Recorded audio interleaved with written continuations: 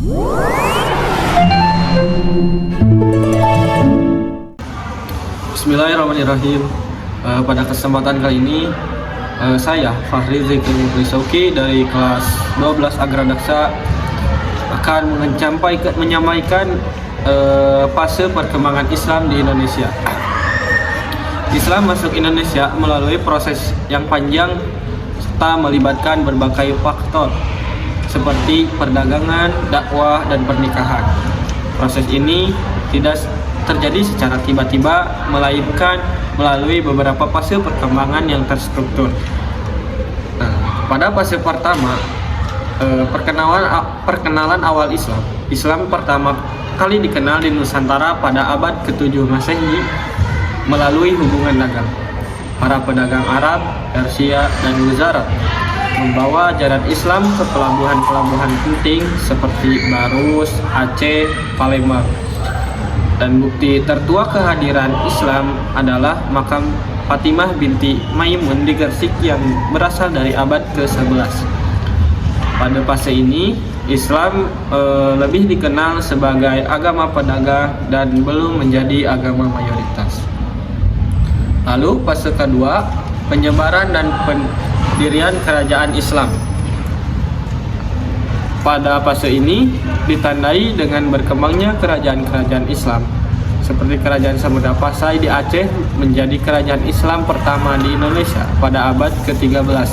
Kerajaan ini memainkan peran penting dalam menyebarkan Islam melalui jalur perdagangan dan pendidikan.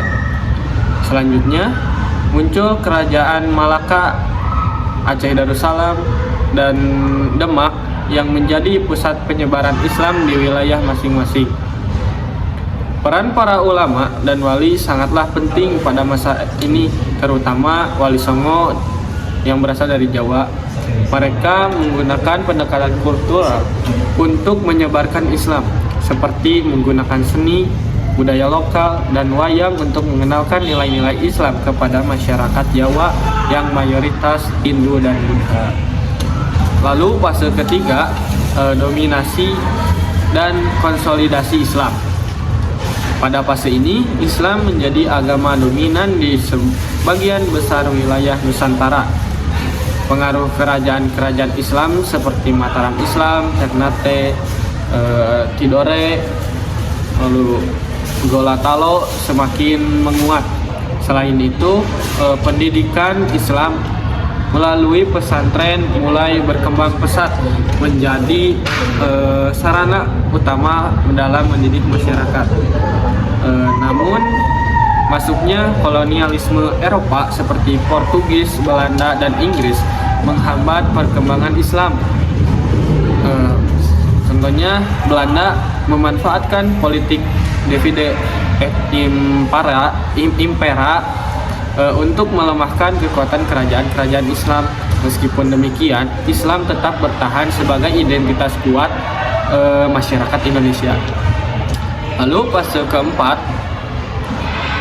kebangkitan Islam dan peran pergerakan nasional. Pada awal abad ke-20, kebangkitan Islam semakin terasa seiring dengan berdirinya organisasi-organisasi Islam seperti Syarikat Islam atau SI pada tahun 1912, Muhammadiyah yaitu berdiri pada 1912, Persatuan Islam berdiri pada 1923, dan Nahdlatul Ulama pada tahun 1926. Organisasi-organisasi ini memainkan peran penting dalam memperkuat pendidikan Islam, ekonomi umat, pergerakan melawan penjajahan. Lalu Islam menjadi salah satu elemen penting dalam perjuangan kemerdekaan Indonesia. Para tokoh seperti Zokro Aminoto dan Kiai Haji Hasyim Asy'ari, M. Natsir, dan Agus Salim berkontribusi besar dalam membangun kesadaran nasional. Lalu pada fase kelima, Islam di era kemerdekaan hingga saat ini, setelah Indonesia merdeka pada tahun 1945, Islam menghadapi tantangan baru dalam sistem politik, modern. Pada awal kemerdekaan, terjadi perdebatan tentang dasar negara antara Pancasila dan Islam. Namun dengan lahirnya Piagam Jakarta sebagai kompromi, Islam tetap menjadi bagian penting dari identitas nasional. Di era modern atau di era saat ini, Islam berkembang lebih dinamis.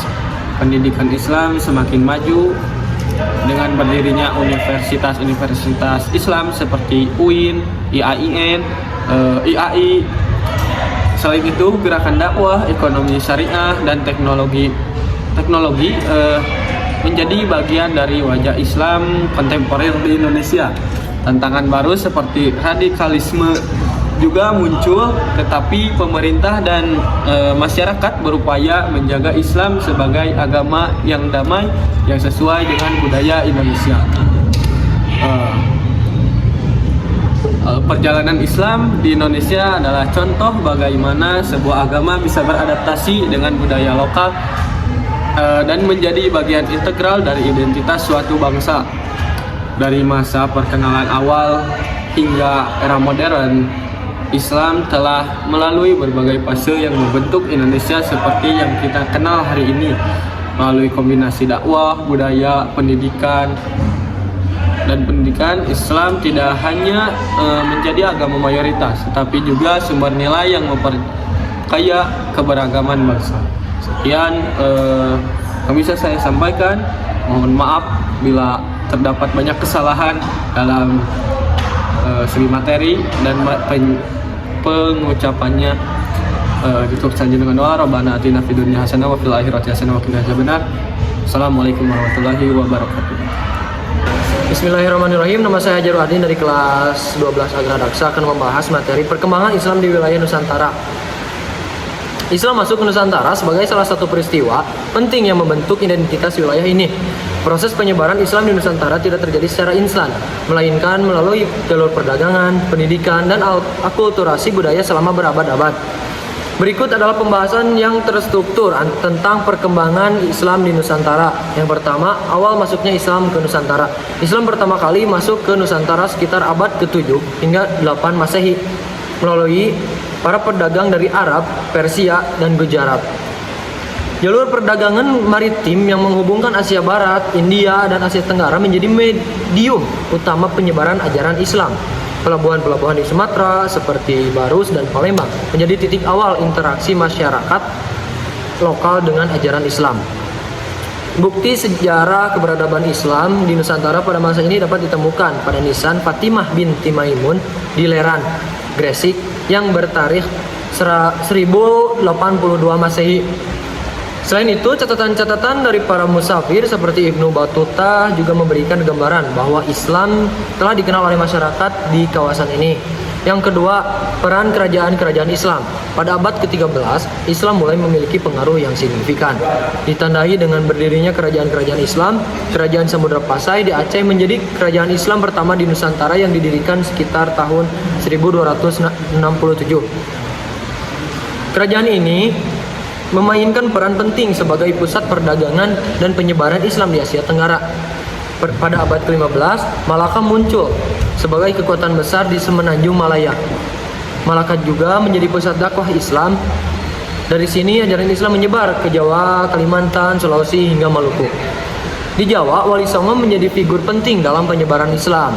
Mereka tidak hanya menyebarkan ajaran Islam, tetapi juga memperkenalkan sistem pendidikan Islam melalui pesantren. Wali Songo juga mengadaptasi budaya lokal seperti wayang kulit dan gamelan untuk menyampaikan dakwah dengan cara yang lebih mudah diterima oleh masyarakat. Yang ketiga, ada Islam dan akulturasi budaya lokal. Penyebaran Islam di Nusantara sangat dipengaruhi oleh proses akulturasi dengan budaya lokal. Tradisi-tradisi Hindu-Buddha yang sebelumnya mendominasi tidak dihilangkan sepenuhnya, tetapi diintegrasikan ke dalam nilai-nilai Islam. Misalnya, upacara selamatan yang merupakan tradisi Hindu-Buddha diadaptasi menjadi bagian dari tradisi Islam di Jawa. Penggunaan aksara Arab dalam bentuk Arab Melayu atau Jawi juga menjadi bukti akulturasi budaya. Bahasa Melayu sebagai lingua franca di Nusantara turut mempercepat penyebaran Islam melalui literatur seperti hikayat, kitab keagamaan, dan sastra Islam. Yang keempat, Islam sebagai identitas politik dan sosial. Pada abad ke-16 hingga ke-18, Islam memainkan peran penting dalam perlawanan terhadap kolonialisme. Kerajaan-kerajaan Islam seperti Aceh, Mataram, dan Banten memimpin perlawanan terhadap Portugis, Belanda, dan bangsa kolonial lainnya. Islam menjadi sumber semangat juang dan identitas bersama untuk melawan penjajahan. Selain itu, ulama-ulama lokal seperti Syekh Yusuf dari Makassar, Sunan Kalijaga, dan Pangeran Diponegoro turut menggunakan Islam sebagai inspirasi dalam gerakan sosial dan perlawanan politik. Islam membawa landasan moral untuk melawan ketidakadilan dan memperjuangkan kemerdekaan. Yang kelima, ada Islam di Nusantara pasca kolonial. Setelah masa kolonial, Islam terus berkembang sebagai kekuatan sosial dan politik di Indonesia. Pada awal masa kemerdekaan, organisasi-organisasi Islam seperti Nahdlatul Ulama dan Muhammadiyah memainkan peran penting dalam membangun pendidikan, kesehatan, dan kesejahteraan masyarakat. Di era modern, Islam di Indonesia menunjukkan keberagaman yang unik dari praktik tradisional hingga Islam modernis. Meski mengalami tantangan seperti isu radikalisme, Islam di Indonesia tetap menjadi salah satu contoh keberhasilan integrasi antara agama dan budaya lokal. Kesimpulan, perkembangan Islam di Nusantara adalah proses panjang yang melibatkan berbagai aktor, mulai dari perdagangan, ulama, hingga kerajaan-kerajaan Islam.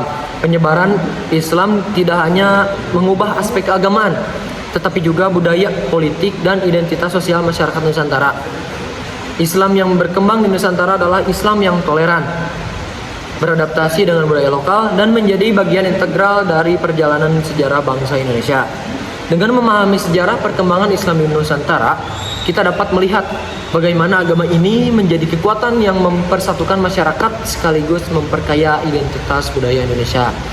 Mungkin cukup sekian materi yang saya bisa sampaikan. Semoga bermanfaat. Ditutup saja dengan doa. Rabbana atina fid dunya hasanah wa fil akhirati hasanah wa qina azabannar. Assalamualaikum warahmatullahi wabarakatuh.